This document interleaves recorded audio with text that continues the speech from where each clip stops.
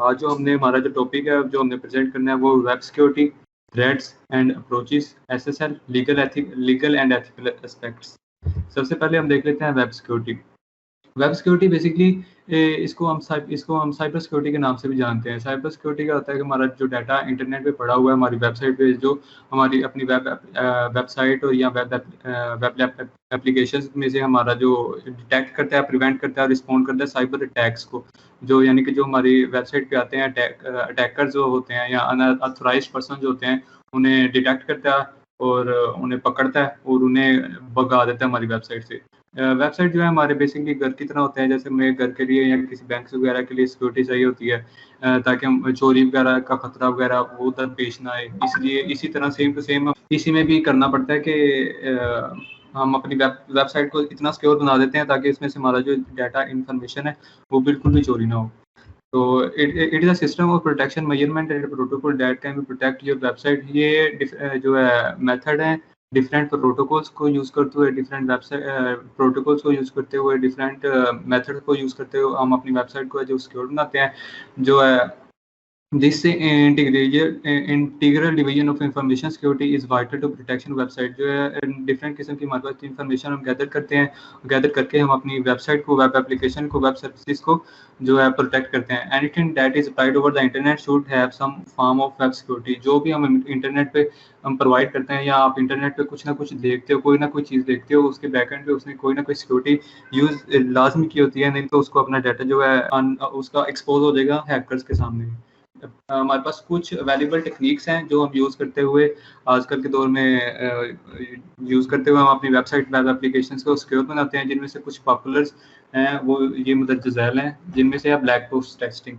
अब black box testing जो होता है ये क्या करता है, ये वैलिड यूज़र नेम और पासवर्ड जो है इनपुट आउटपुट को कंट्रोल करता है। ये किसी स्पेसिफिक कोड वगैरह को स्कैन वगैरह या ट्रैकिंग करता है। ये हमारे जो यूज़र का हमारे फॉर एग्जांपल आप कहीं पे जाते हो, आप अपना यूज़र नेम और इनपुट वगैरह डालते हो, उसको ये प्रोटेक्ट करता है। आगे आता है हमारे पास फजिंग टूल्स। ये क्वालिटी एक्यूरेंस टेक्निक है। तो ये कोड एरर और सिक्योरिटी लूप्स होल को सॉफ्टवेयर में, ऑपरेटिंग सिस्टम्स में या नेटवर्क में डिस्कवर करती है। तो डिस्कवर करते हुए इसको रिमूव करता है। इसकी मेन जो है ये एप्लीकेशन है, फज के नाम से एप्लीकेशन है, वो यूज़ करते हैं हम ये फजिंग टूल यूज़ करते हैं। फिर आ जाता है हमारे पास वाइट बोर्ड टेस्टिंग। वाइट जैसे ब्लैक बोर्ड टेस्टिंग में होता है कि ओवरऑल हम जो है अपनी वेबसाइट को स्कैन करते हैं, अपना डाटा सिक्योर करते हैं। इसमें होता है एक स्पेसिफिक कोड को हम लेते हैं, स्पेसिफिक कोड को लेते हुए हम उसको स्कैन करते हैं और उसमें मेथड अप्लाई करते हैं। फिर हम चेक करते हैं इसमें अगर हमारी सिक्योरिटी है वो टाइट है या नहीं है। फिर हमारे पास आ जाता है WAF सिक्योरिटी और वल्नरेबिलिटी स्कैनर।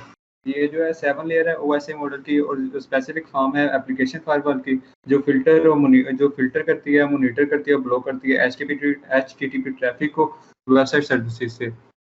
जो मुख्तलिफ किस्म की मॉनिटरिंग वगैरह ब्लॉक कर देती है उसको, हमारी वेबसाइट पे आने से ही अनऑथराइज्ड पर्सन्स को।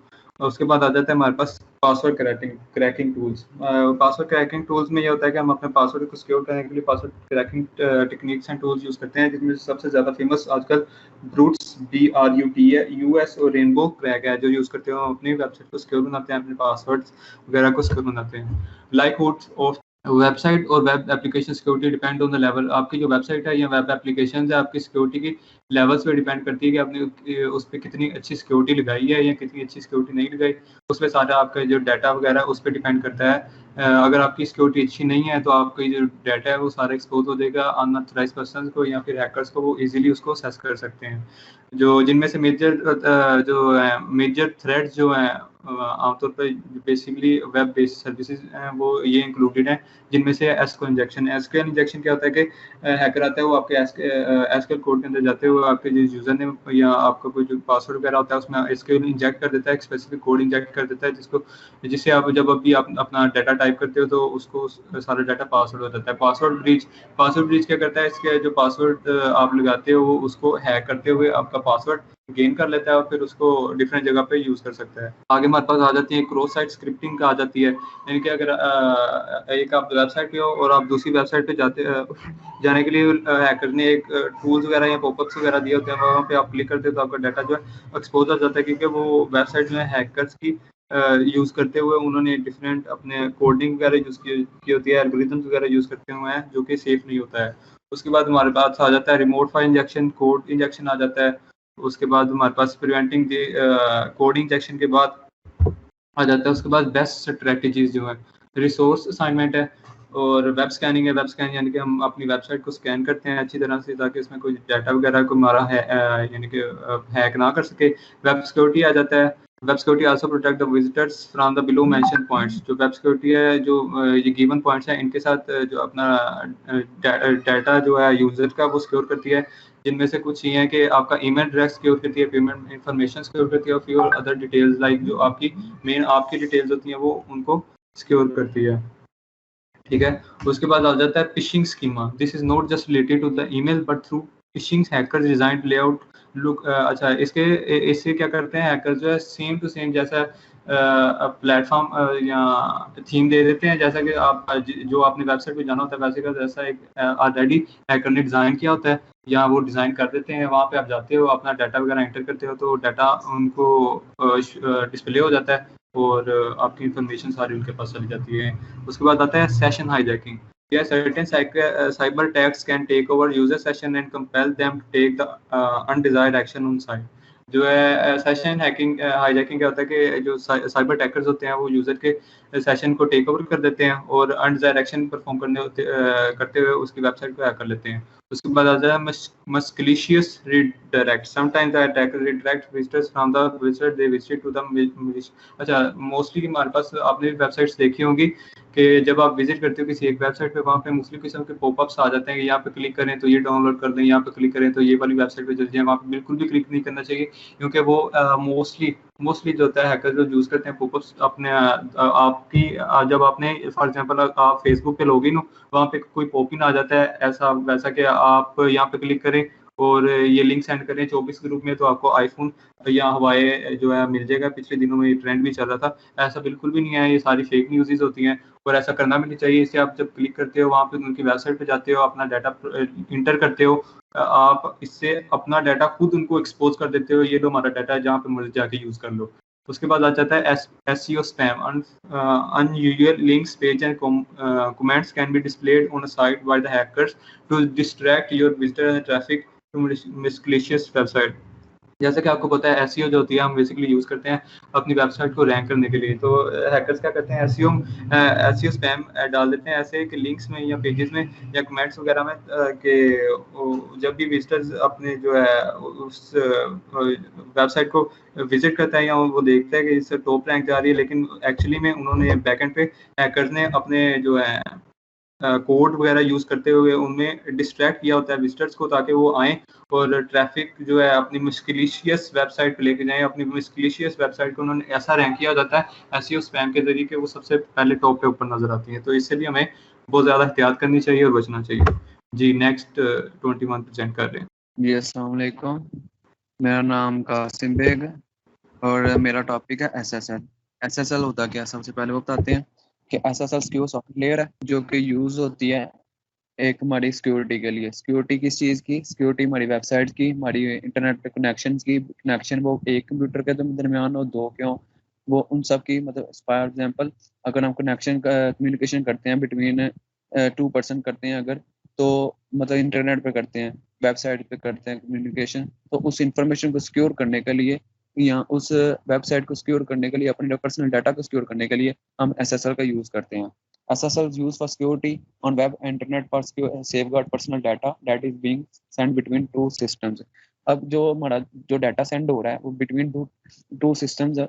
सिस्टम अगर दो सिस्टम होंगे, अगर सर्वर टू सर्वर हो रहा है तो वो हमारा पर्सनल एक एप्लीकेशन होगी जिसमें हमारा पर्सनल डाटा होगा। अगर तो वो एप्लीकेशन जो हमारा डाटा सेंड हो रहा है वो बिटवीन सर्वर एंड क्लाइंट है, तो वो हमारी एक एग्जांपल ये है कि एक वेबसाइट है शॉपिंग वेबसाइट और साथ में ब्राउजर और शॉपिंग वेबसाइट दो एक लिंक करेंगे एक दूसरे के साथ, जो डाटा उनका आपस में होगा उस डाटा को सिक्योर बनाने के लिए हम SSL का यूज करते हैं। उसके बाद स्लाइड नंबर 9 पे इट डज अब हम जो हमारा पर्सनल डाटा, जितनी हमारी पर्सनल इंफॉर्मेशन है, जो उस चीज़ को हम बचाने, किसी हैकर से बचाने के लिए, थर्ड पार्टी से बचाने के लिए उसको अपने डाटा को जो होता है उसको हम इंक्रिप्ट कर देते हैं। इंक्रिप्ट इसलिए करते हैं, SSL की मदद से उस डाटा को इंक्रिप्ट करते हैं ताकि जो हमारा डाटा है वो कोई थर्ड पार्टी या कोई हैकर जो है ना वो रीडेबल ना कर सके। और उनके लिए एक किस्म का इम्पॉसिबल हो जाता है कि एसएसएल के थ्रू कि वो हमारे डाटा का जो है ना इंफॉर्मेशन है, जो हमारी पर्सनल इंफॉर्मेशन या कोई डाटा पर्सनल डाटा है, कोई बहुत ज़्यादा इंपॉर्टेंट डाटा है, तो उसको एक्सेस नहीं कर सके, क्योंकि डाटा एसएसएल के थ्रू इंक्रिप्टेड हो चुका होता है। उसके बाद हमारे पास आ जाता है लीगल एंड एथिकल इश्यूज। उसके बाद हमारे ये ना लीगल एंड एथिकल इश्यूज में कुछ इश्यूज आ जाते हैं जिसमें सबसे पहले है ट्रैकिंग हो employ use computer managing customer profile tracking travelling and so on. इसका मतलब ये कि अगर जो एम्प्लॉय है वो अपने कस्टमर का डाटा किस तरह यूज कर रहा है, पर्सनल की प्रोफाइल, हमारे जो कस्टमर है उसकी प्रोफाइल को किस तरह हैंडल कर रहा है, उसके ट्रैवलिंग ट्रैवलिंग का जो है डाटा वो किस तरह से हैंडल कर रहा है। इस चीज़ को बचाने के लिए इसके लिए हमें कुछ इसके टूल्स यूज होते हैं जो इसको इसकी मतलब कुछ किसी कैटेगरीज हैं जो हमें बचाते हैं कि एक एम्प्लॉय है तो वो किस तरह से यूज करेगा अपने कस्टमर का डाटा, वो क्यों असेस करे उसके, इस चीज को बचाना है। अगर वो डाटा यूज करता है अपने कस्टमर का, मतलब उसका इंपॉर्टेंट डाटा है, क्रेडिट कार्ड है, उसकी पर्सनल इंफॉर्मेशन है, उसकी ट्रैवलिंग हिस्ट्री देख रहा है कि किधर किधर जा रहा है, और उसकी प्रोफाइल देख रहा है, उसकी प्रोफाइल को हैंडल कर रहा है इवन के, तो उसको बचाने के लिए इसकी कुछ कैटेगरीज होती हैं जिसको हमें लाजमी अलाउ करना चाहिए कि अपने जो डाटा है, हमारा पर्सनल डाटा, वो दूसरे जो हैकर्स हैं या फिर अनऑथेंटिकल पर्सन है उनसे बचाने के लिए। सबसे पहले उसकी 4 कैटेगरीज में सबसे पहली कैटेगरी आ जाती है प्राइवेसी। प्राइवेसी जैसे जैसे हम सबको पता है कि प्राइवेसी एक ऐसी टूल्स है, ऐसा मॉड्यूल है या कोई एल्गोरिदम है जिससे हम करते हैं कि अपने जो पर्सनल डाटा है उसको थर्ड पार्टी किसी हैकर से बचाने के लिए हम उसको अपने डाटा को प्राइवेसी लगाते हैं। Privacy deal with the right of individual to control personal information, कि हमारी जितनी भी पर्सनल इंफॉर्मेशन है उसको हमने किस तरह से कंट्रोल करना है। It is the protection of personal data and sensitive information. Privacy is subjective. Different people have different ideas that privacy is, and how much privacy they will trade for safety and convenience. Privacy यही चीज है कि हम अपने personal data को कितना save रखेंगे, कि अपनी एक डाटा का अपना जो हमारा पर्सनल डाटा उसको किस तरह से सेव रखेंगे जो थर्ड पार्टी है या कोई हैकर है उसको एक्सेस ना कर सके। उसके लिए कुछ हमारी प्राइवेसी होती हैं जो हम यूजली यूज करते हैं ताकि हमारा जो डाटा वो प्रोटेक्ट किया जा सके। उसके बाद आ जाता है एक्यूरेसी और property. Accuracy. This talk about the personality. This talk about the responsibility of the authentication, fidelity, and accuracy of the information. इसमें आ जाता है, एक्यूरेसी में आ जाता है कि आपने अगर फॉर एग्जांपल हम किसी वेबसाइट पर जाते हैं तो उधर फॉर एग्जांपल हमारे पास उधर आ जाता है कि अक्सर वेबसाइट पे कि आप अपने ना कुछ इंफॉर्मेशन का ना उसकी मतलब परमिशन दे दें, उसमें हम डिनाई करते हैं या अलाउ करते हैं। इसमें हमें ये चीज़ देखनी चाहिए कि जिस चीज़ को हम अलाउ कर रहे हैं तो उसमें हमें ज़्यादा नुकसान ना हो, मतलब कुछ ज़्यादा पर्सनल इंफॉर्मेशन होती है जो थर्ड पार्टी के पास ना चली जाए, जिससे हमारा ये नुकसान होता है कि जो हमारा बहुत ज़्यादा कीमती डाटा होता है, हमारी इंफॉर्मेशन होती है, उसके अलावा हमारे क्रेडिट कार्ड की मतलब बहुत ज़्यादा इंपॉर्टेंट डाटा जो होता है वो लॉस ना हो जाए। उसके बाद आ जाता है property. This determine who the owner of the information and who the control access। मतलब एक प्रॉपर्टी में आ जाता है कि जो जो अपनी मतलब एक वेबसाइट है फॉर एग्जांपल, तो उसका जो ओनर है जो उसको हैंडल कर रहा है उसको ये असेस होनी चाहिए कि उसका मतलब उसको सिर्फ ये असेस होनी चाहिए कि वो अपनी वेबसाइट को किस तरह से हैंडल करे और कब करे कैसे करे, वो सारा उसके हैंडल जो मतलब करना चाहिए ना सारा उसके पास ही सारा उसका हैंडल होना चाहिए। ये नहीं होना चाहिए कि अपनी जो क्या नाम है अब उसका पासवर्ड है या उसकी इंफॉर्मेशन है वो किसी थर्ड पार्टी को भी दी जाए। जैसे अब आगे बताया कि हम करते हैं अक्सर कि हमें कोई एक पॉपअप आ जाता है कि जिससे हम अलाउ कर देते हैं अपनी इंफॉर्मेशन, अलाउ करते हैं कि आप इस चीज़ को अलाउ कर दें कि आपका पर्सनल डाटा जो अक्सर लेते हैं, तो हमें उस पर मतलब अलाउ नहीं करना चाहिए, डिनाई करके तो अपनी जो हमारी इंफॉर्मेशन है उसको बचाना चाहिए। उसके बाद आ जाता है accessibility. Accessibility deal with the issues of types of information and organization has to try to collect. Accessibility में इस चीज़ का ख्याल रखना चाहिए कि जो ऑर्गेनाइजेशन है कोई कोई वेबसाइट्स है तो वो आपका किस किस्म का डाटा आपकी कलेक्ट कर रही है। हमें ये नहीं करना चाहिए कि हर किस्म का अपना डाटा प्रोवाइड कर देना चाहिए इसका, क्योंकि हमें नुकसान है कि जो भी हमारा डाटा होगा वो सारा हमारा लॉस होगा, उनका कुछ नहीं जाएगा, उनका बस यही फ़ायदा ही होगा कि उनके पास हमारी और किस्म की जो है ना इंफॉर्मेशन वो उनके पास गैदर हो जाएगी, तो जो कि हमारे लिए नुकसानदेह होती है। इसके कुछ 4-5 रहते हैं जो कि यूज़ होती हैं, जिसमें सबसे पहले इंटरनेशनल है, फेडरल है, स्टेट है, ऑर्गेनाइजेशन है। इंटरनेशनल जो होती है वो होती है इंटरनेशनल साइबर क्राइम, और दूसरा फेडरल जो होती है उसमें जो GLP, HIPAA, और स्टेट में हमारे पास आ रही है SB 1386 एक्सेट्रा। ऑर्गेनाइजेशन में हमारे पास आ रहा है कंप्यूटर यूज टूल। ये कुछ एक्सेसिबिलिटीज में कुछ टूल्स हैं, मतलब जो हम पर्सनली यूज करते हैं कि अपनी वेबसाइट कोई अपना पर्सनल डाटा, उसको प्राइवेसी लगा दें, उसको एक्यूरेसी देखें, उसकी प्रॉपर्टी देखें, उसकी एक्सेसिबिलिटी देखें। इससे हमारा ये फायदा होगा कि हमारे पास जितने हमारा इंपॉर्टेंट डाटा है वो सिक्योर हो सके। Thank you.